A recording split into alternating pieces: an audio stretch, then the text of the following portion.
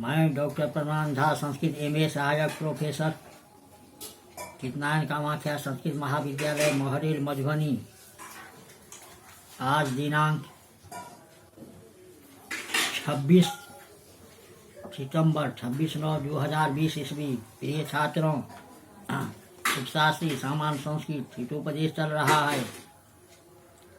संख्या में 158 तक हुआ है। आगे श्लोक है, बीच बीच में गद्य भी है।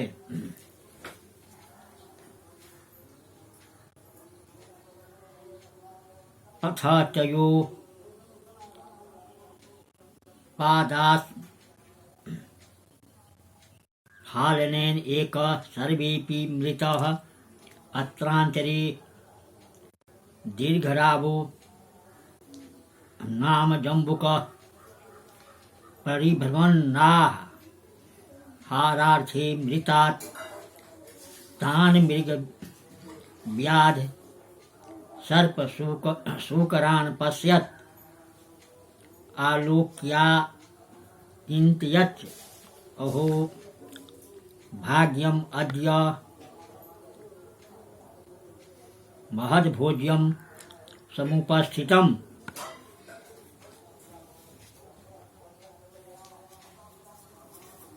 तब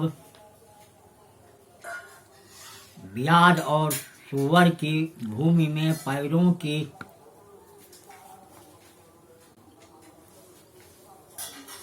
फटकने से एक सर्प भी मर गया। इस बीच में आहार के लिए घूमते हुए दीर्घराव नाम के श्रृंगाल ने मरे हुए उन हिरण, बहेल या सर्प और सुअर को देखा और देखकर विचार भी किया, अहो भाग्य है कि आज पर्याप्त भोज्य पदार्थ प्राप्त हुआ है। श्लोक संख्या 159। अथवा अचिन्तितानि दुःखानि यथेवायन्ति देहिनां सुखान्यपि तथा मन्ये देव मत्रा तिरिच्यते।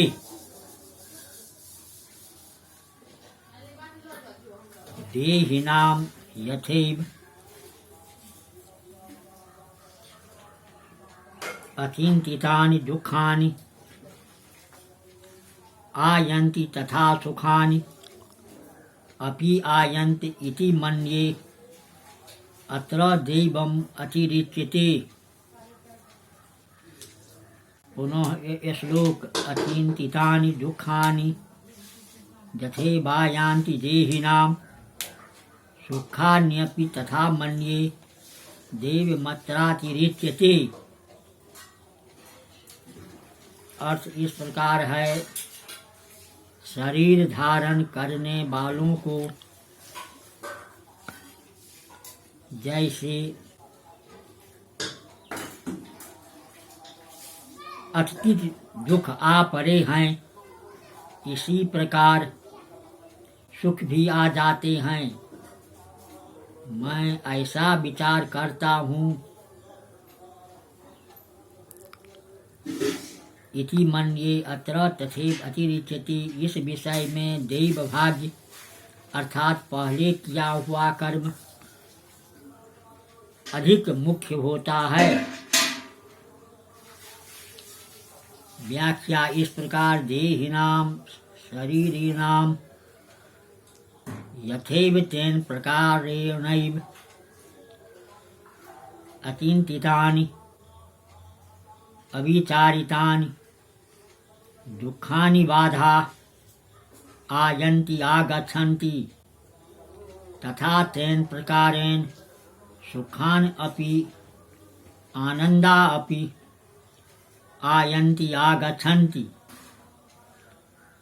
इति एव मन्ये जानामि। परम अत्र अस्मिन् सुख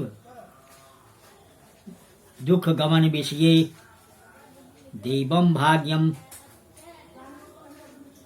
जन्मांतरकृतं कर्मेति भाव अतिरिच्यते अतिरिक्तं भवति मुख्य कारणं भवतीति भाव।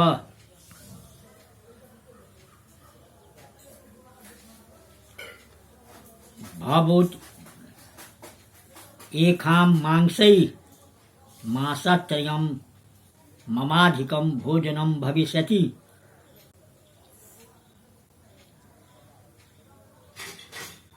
इनके मांस से 3 मास से अधिक मेरा भोजन होगा। श्लोक संख्या 160। मास मेकं नरो याति जो मासो मृगसु करो अहिरेकं दिनं याति अद्य भक्ष्यो धनुर्गणः।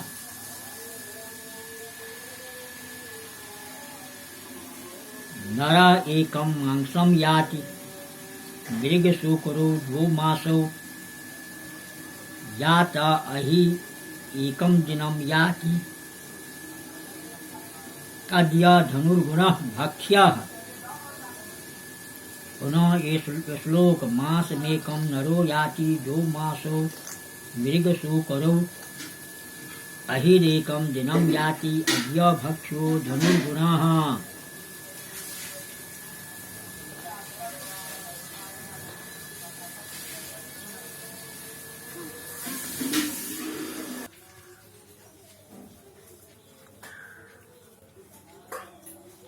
अर्थ मनुष्य व्याध का मांस 1 मास तक चलेगा। मृग और सुअर का मांस 2 मास तक चलेगा। सर्प का मांस 1 दिन तक चलेगा। आज धनुष की प्रत्यंचा खाना चाहिए।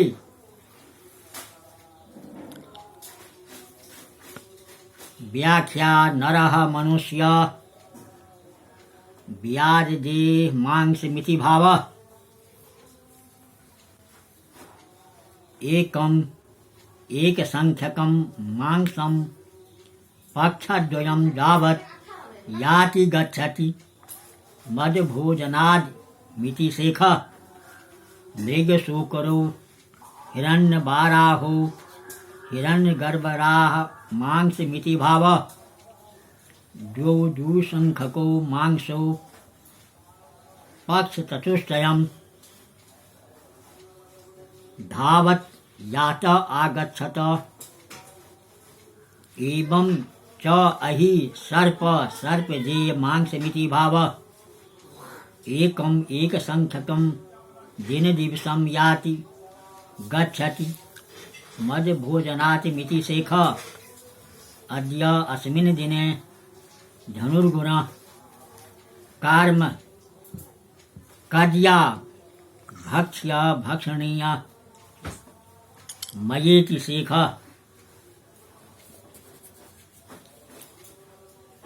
गद्य अथः कथं बुभुक्षायामिदं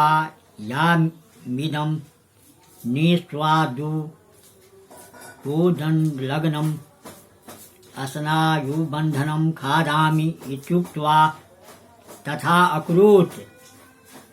ततश्छिन्ने अस्नायुबन्धने द्रुतम् उत्पत्तिने धनुखा हृदि निर्विघ्नः स्वदीर्घः सह दीर्घः राव पञ्चत्वं गत अतो अहं ब्रवीमि कर्तव्य संचयो नित्यम।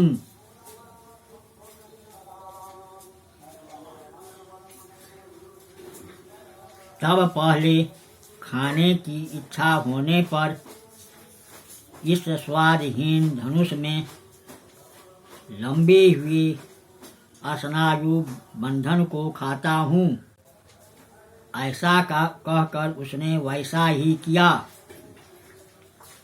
तब अस्नायु बंधन के टूटने पर शीघ्र उछलने वाले धनुष से छाती से ताड़ित होकर वह दीर्घराव मर गया। इसीलिए मैं कहता हूँ कर्तव्य संतयो नित्यम। श्लोक संख्या 162-61। तथा च यद्दाति यदस्नाति तदेव धनिनो धनम अन्ये मृतस्य क्रीडन्ति दारैरपि धनैरपि।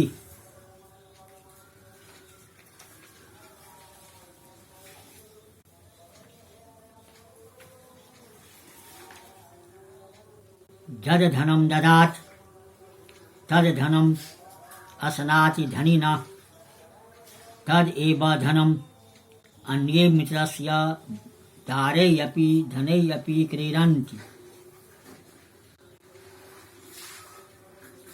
कहता अर्थ धनी जो धन देता है, जिस धन का उपभोग करता है वही धन है। ऐसा न होने पर और लोग ही मरे हुए धनी की भारजा के साथ और द्रव्यों के साथ भी क्रीड़ा करते हैं।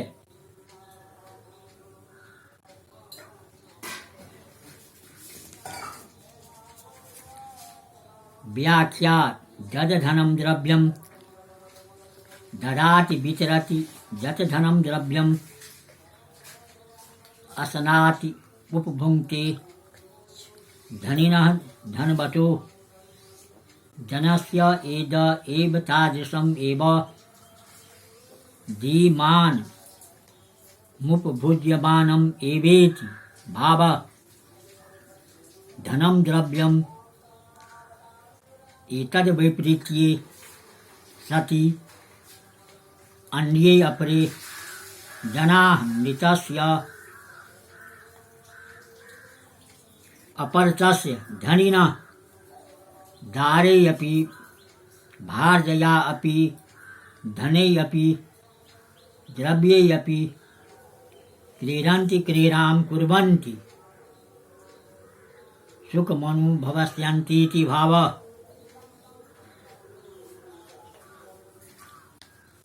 संख्या 162। किंच यद्ददासि विशिष्टेभ्यो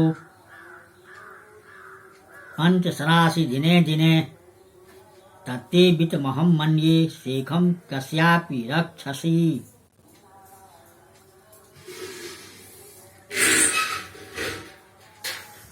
हे महाशय, दिने दिने यत् विशिष्टेभ्यो ददासि यत्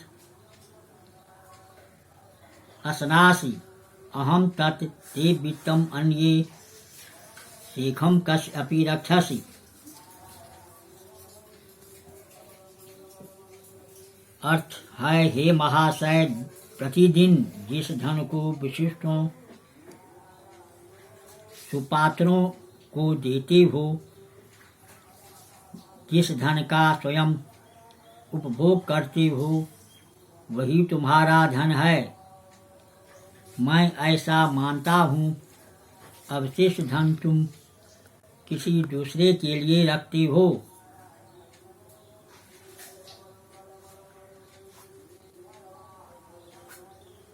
व्याख्या हे महाशय, दिने दिने प्रतिदिनं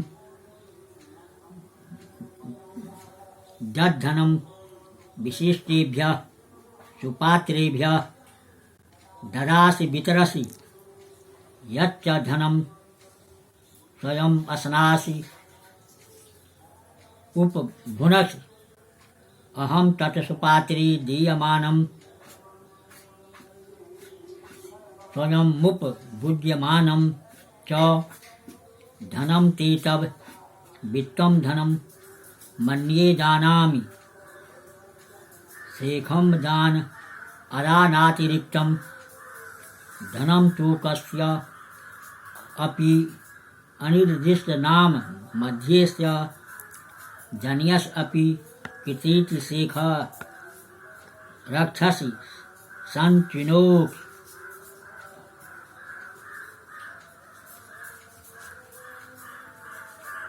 या तु किमिदानीं मति उत्क्रांतो पवर्णेन जाने जो इस समय बीती हुई घटना के वर्णन से क्या काम है।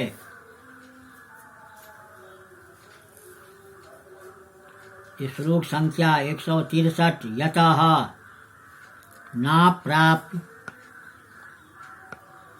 मभिभिक्षन्ति नष्टं नेक्षन्ति शोचितुम् आपस्त्वस्वपि न मुह्यन्ति नरा पंडित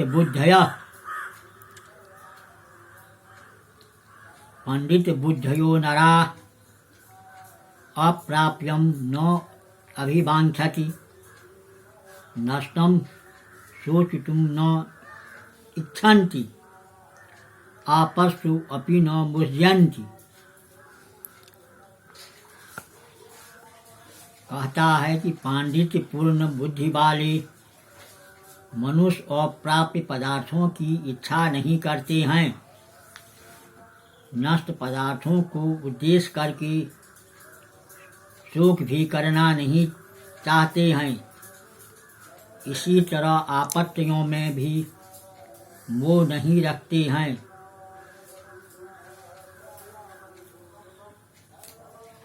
व्याख्या इस प्रकार पंडित बुद्धय प्राज्ञविदः नरा मनुष्या अप्राप्यम अलभ्यम पदार्थम न अभिवाञ्छन्ति न इच्छन्ति नष्टं नाशं प्राप्तं पदार्थ शोचितुं शोकविषयं कर्तुं न इच्छन्ति न वाञ्छन्ति एवं च आपस् अपि विपत्स अपि न मुह्यन्ति मूढ़ा न भवन्ति। तत्सखे सर्वदा स्वस्या सोत्साहेन भवितव्यं यतः।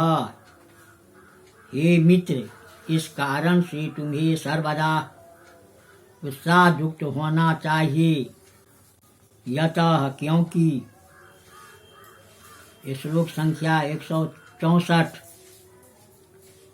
शास्त्राणि धीत्यापि भवन्ति मूर्खा यस्तु क्रियावान पुरुषः स विद्वान् शुचिचिन्तत्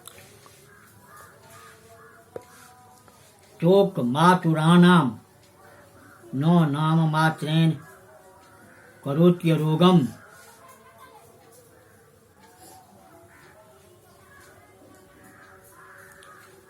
पुनः श्लोक शास्त्राणि धीत्यापि भवन्ति मूर्खा यस्तु क्रियावान पुरुषः स विद्वान् शुचित्यन्त चोखज मातुराणां न नाम मात्रेण करोत्यरोगम्।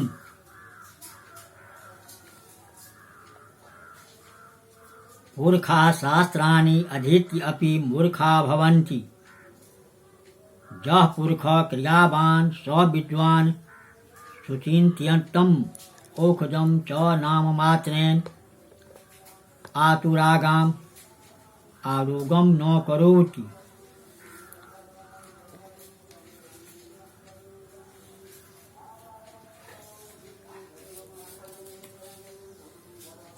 कहता है कि पुरुष शास्त्रों को पढ़कर भी मूर्ख हो जाते हैं।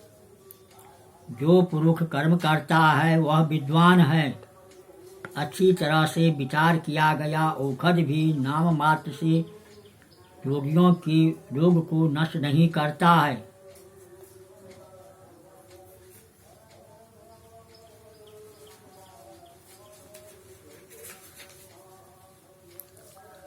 व्याख्या इस प्रकार पुरखा शास्त्राणि वेदादीन अधीत्य अपि पठित्वा अपि मूर्खाम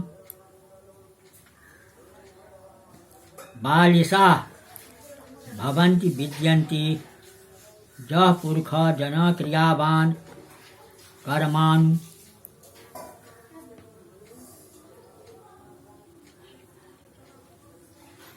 कर्मानुष्ठाता स मनुष्यो विद्वान् पंडितः सुचिन्तितं सुविचारितम् ओखजं च भेकजमप नाममात्रेण अभिधानमात्रेण आतुरागाम रुग्णानाम आरोगम रोगनाशम न करोति न विदधाति। श्लोक संख्या 165। अन्यंच नो स्वल्प मपज